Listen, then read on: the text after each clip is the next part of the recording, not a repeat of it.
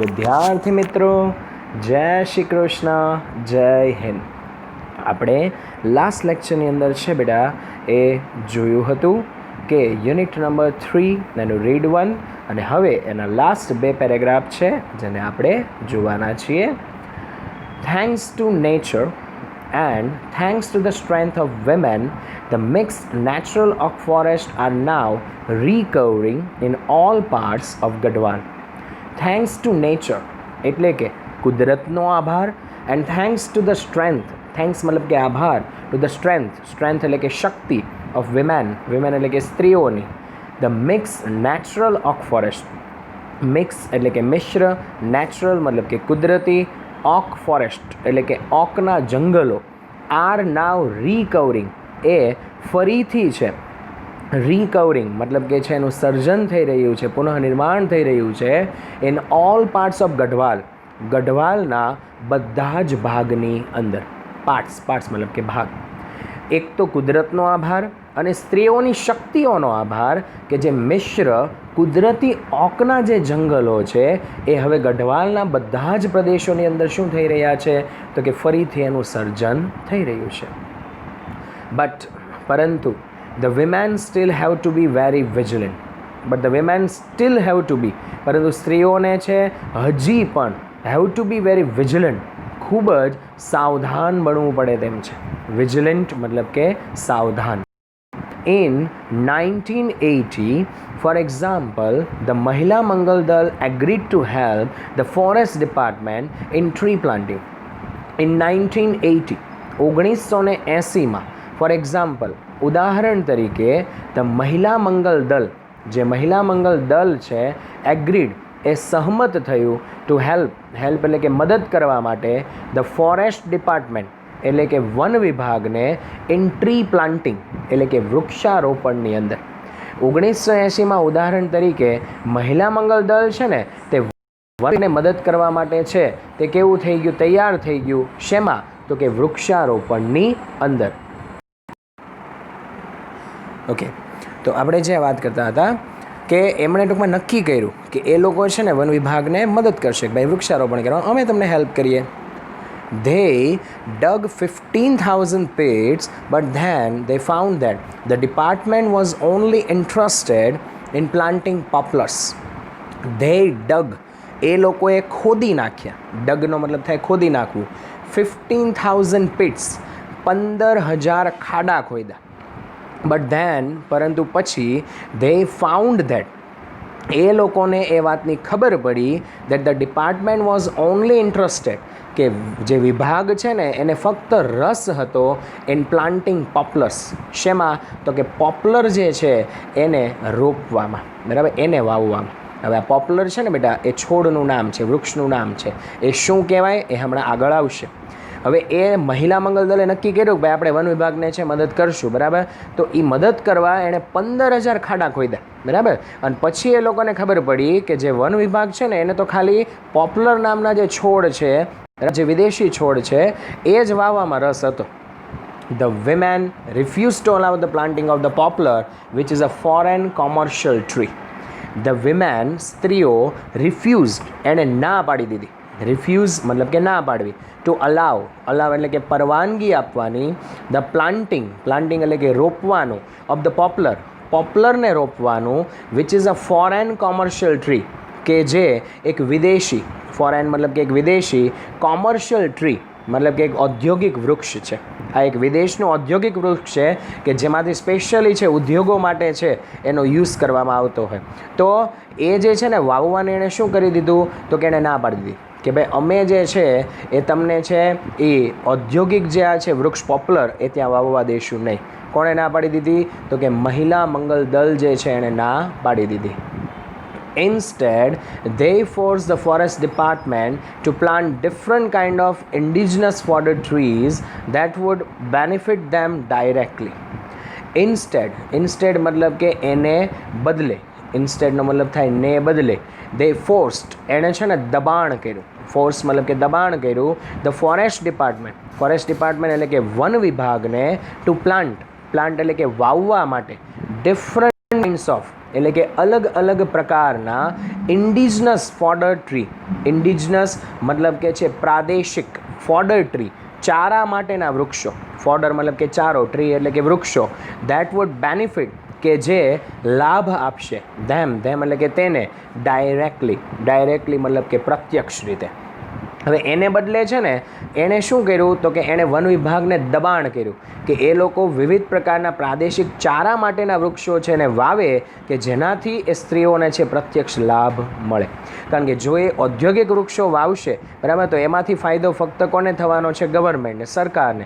પણ જો એ પ્રાદેશિક ચારા માટેના વૃક્ષો છે વાવે તો એમાંથી એ જે સ્ત્રીઓ છે એને પોતાના પશુ પક્ષીઓ માટે છે ચારો મળી રહેશે, બળતણનું લાકડું મળી રહેશે અને પાણી જે છે એની પણ અછત નહીં રહે, કારણ કે એ વૃક્ષોને લીધે જંગલનું ધોવાણ થાય નહીં.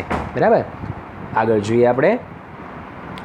Thus, the natural forests are now regenerating in the hilly areas in many parts of Uttar Pradesh.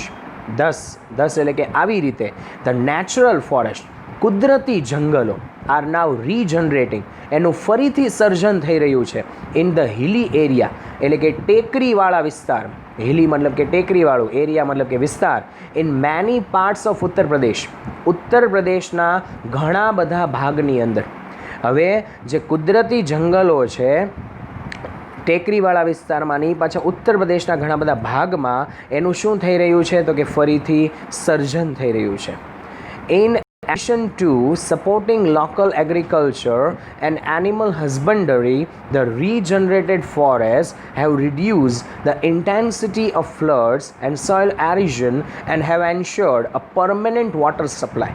હવે એવું કહે છે કે ઇન એડિશન ટુ એટલે કે તદ ઉપરાંત સપોર્ટિંગ મતલબ કે સાથ આપવાનો, લોકલ એગ્રીકલ્ચર, લોકલ મતલબ કે પ્રાદેશિક, એગ્રીકલ્ચર મતલબ કે ખેતીવાડી, એન્ડ એનિમલ હસબન્ડરી મતલબ પશુપાલન, ધ રીજનરેટેડ ફોરેસ્ટ ફરીથી ઉત્પન્ન થયેલા જંગલો, રીજનરેટેડ ફોરેસ્ટ એટલે કે ફરીથી ઉત્પન્ન થયેલા જંગલો હેવ રિડ્યુસ્ડ એને છે ને ઘટાડી દીધું ધ ઇન્ટેન્સિટી મતલબ કે તીવ્રતા ઓફ ફ્લડ્સ મતલબ કે પૂરની, એન્ડ સોઇલ એરિઝન એટલે કે ભૂસ્ખલન, સોઇલ એરિઝનનો મતલબ શું થાય બેટા?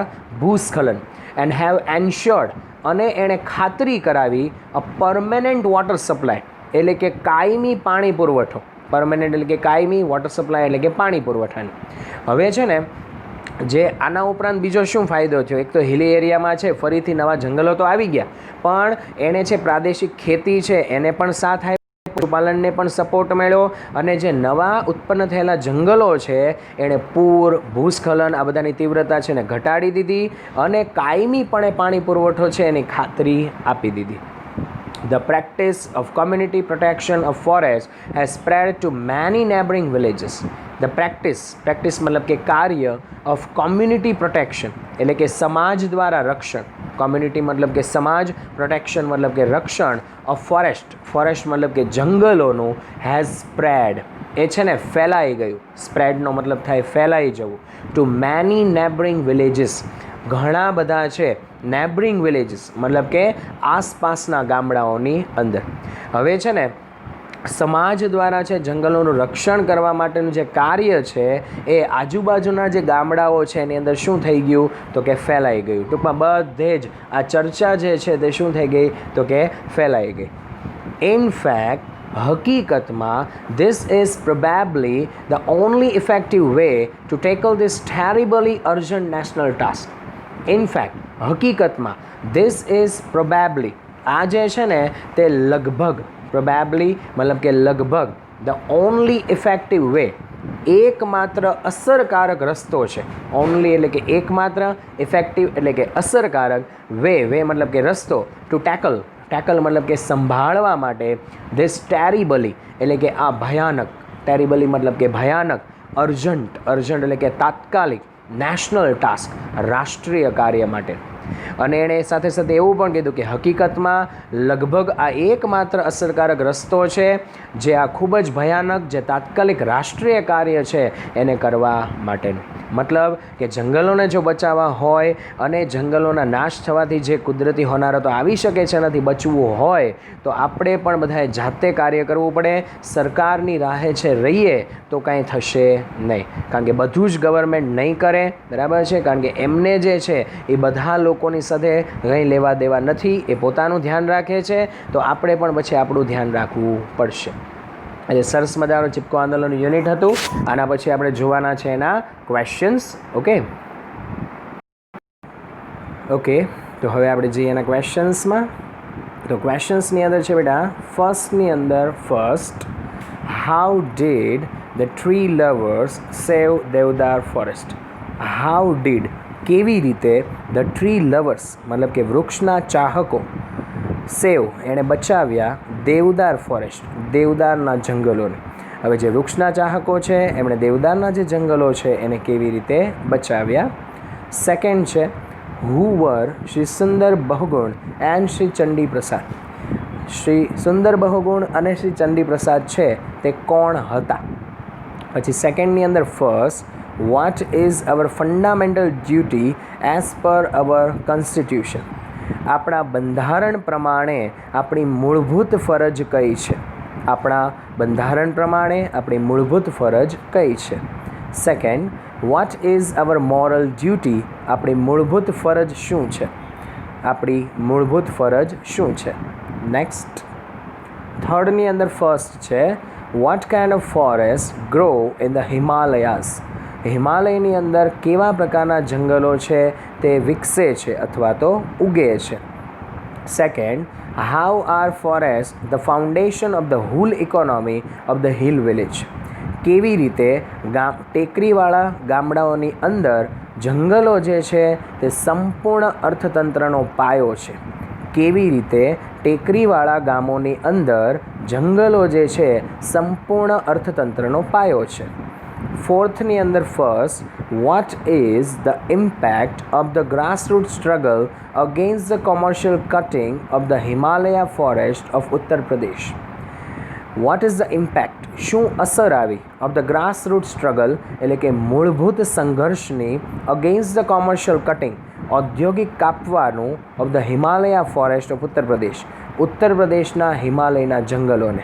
હવે ઉત્તર પ્રદેશના હિમાલયના જે જંગલો છે એની અંદર જે ઔદ્યોગિક રીતે કાપવાનું કામ થતું હતું એની સામે જે મૂળભૂત સંઘર્ષ થયો એની અસર શું થઈ. Second what are the effects of degraded forest. કોહવાઈ ગયેલા અથવા તો નાશ પામેલા જે જંગલો છે એની અસરો શું છે. નાશ પામેલા જંગલોની અસર શું છે. ફિફ્થની અંદર first why did the women refuse to allow the planting of the poplar trees. સ્ત્રીઓએ શા માટે પોપ્લર વૃક્ષોને વાવવા માટેની છે ના પાડી દીધી. શા માટે સ્ત્રીઓએ પોપ્લર નામના વૃક્ષો છે એને વાવવાની ના પાડી દીધી. Second what did the women force the forest department to do. જે સ્ત્રીઓ છે એણે વન વિભાગને શું કરવા માટે દબાણ કર્યું. સ્ત્રીઓએ વન વિભાગને શું કરવા માટે દબાણ કર્યું.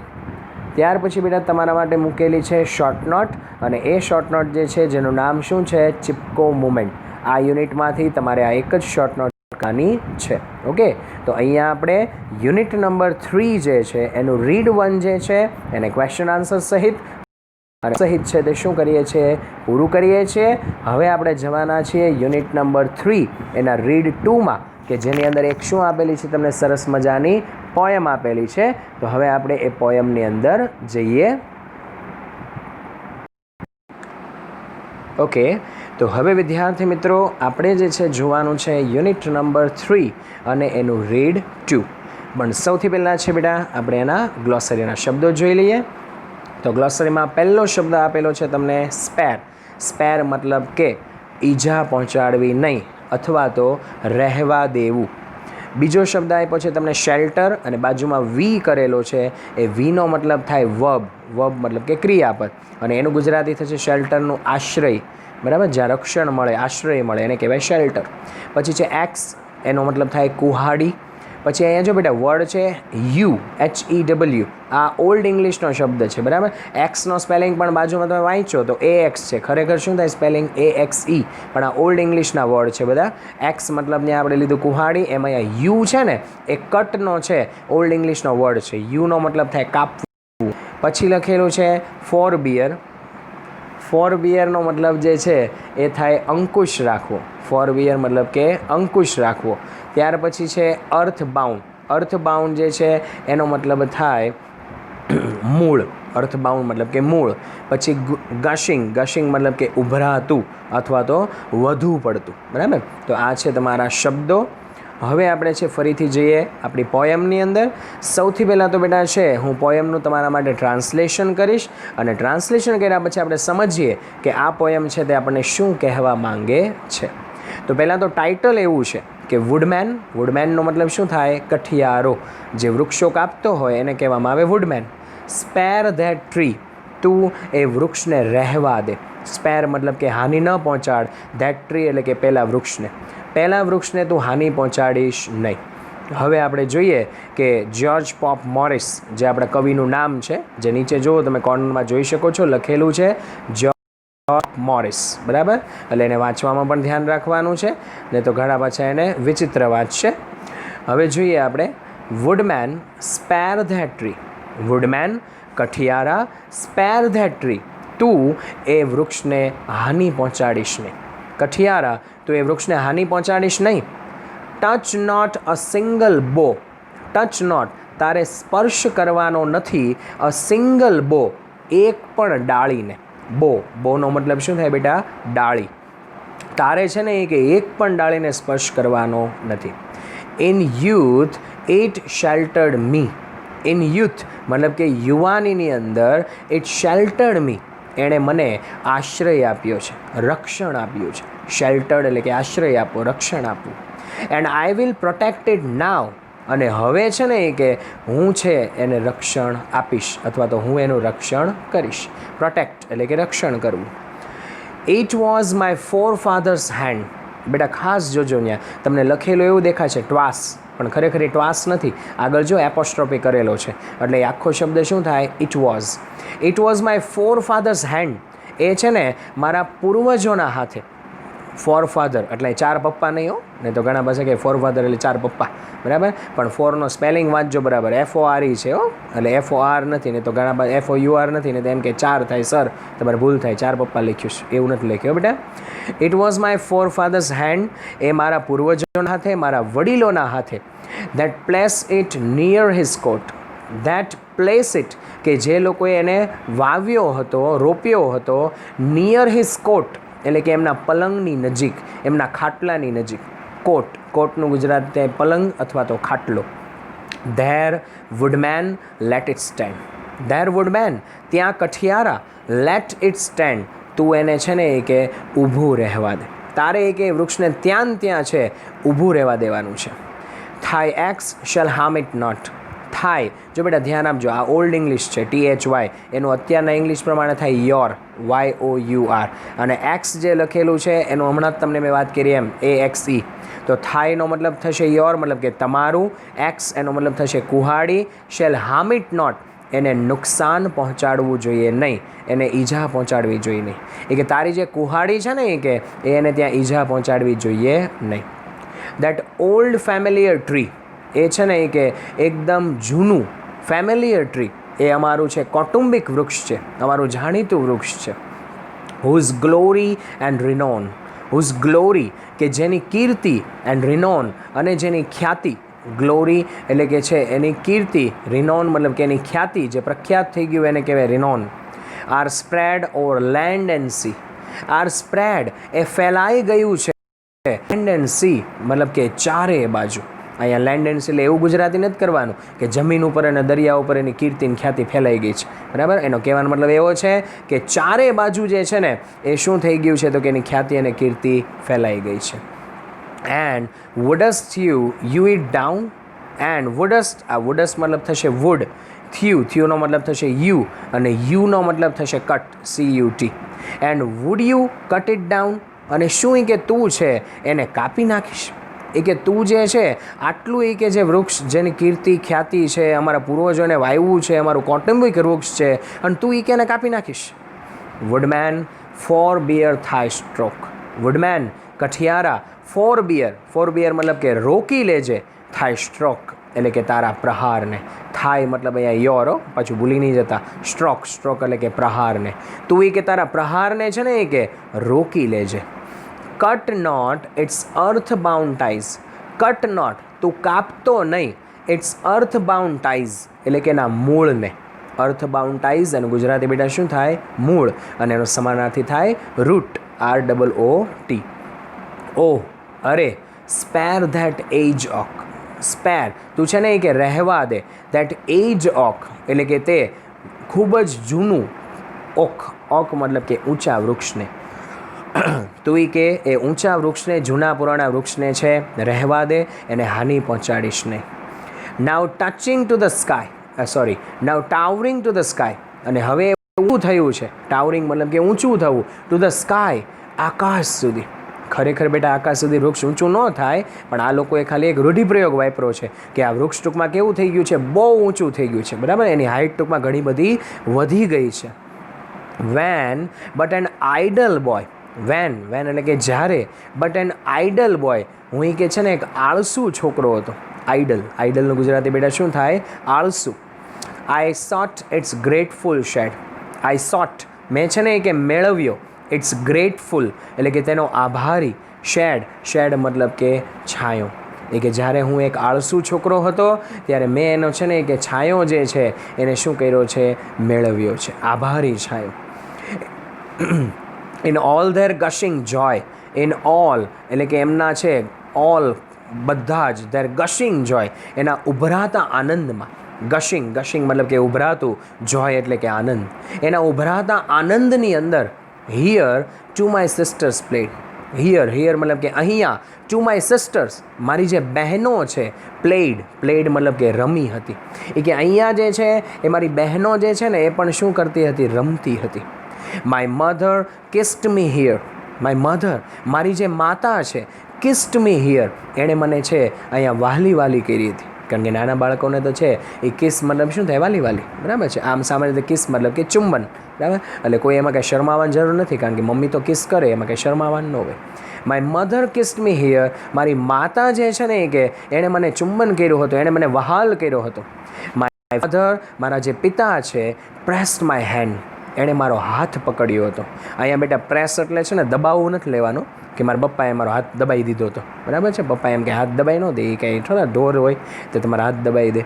પણ એનો કહેવાનો મતલબ એવો છે કે મારા પિતા છે એણે મારા હાથને શું કર્યો હતો? પકડ્યો હતો. Forgive this ફુલિશ tear.